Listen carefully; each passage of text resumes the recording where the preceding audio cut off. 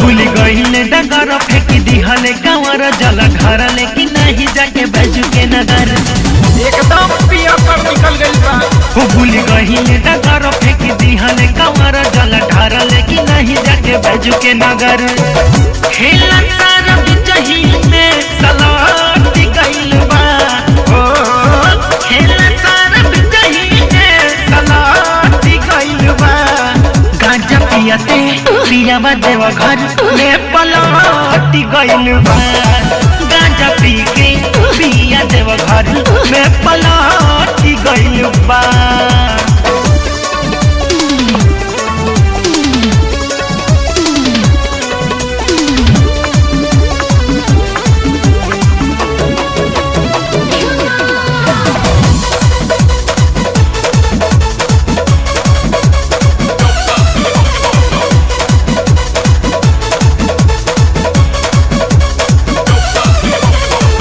लागता कि खर्चा कुली कोई दिल डार हो। 4 चिलम खींच लिहले कही के लाग जार हो।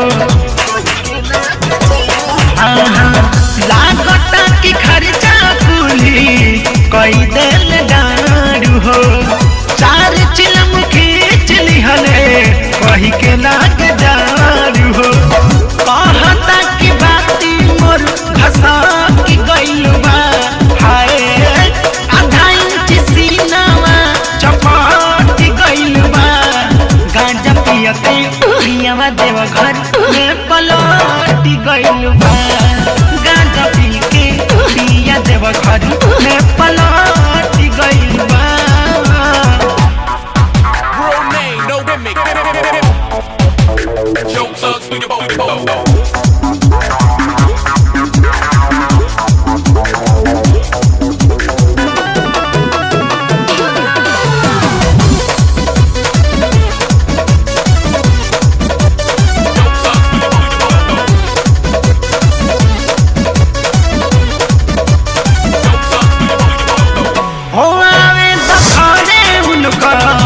पियला छोड़ाई पहले बारे तंग जतना ओतने सधाई।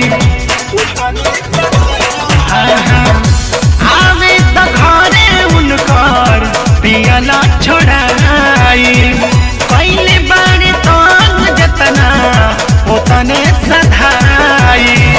लागता कि माथा में सरह की गइल बा। पिंटू सावन के नासा धाका भाग भइल बा। गांजा पियते पियावा देव घर में पलटी गइल बा।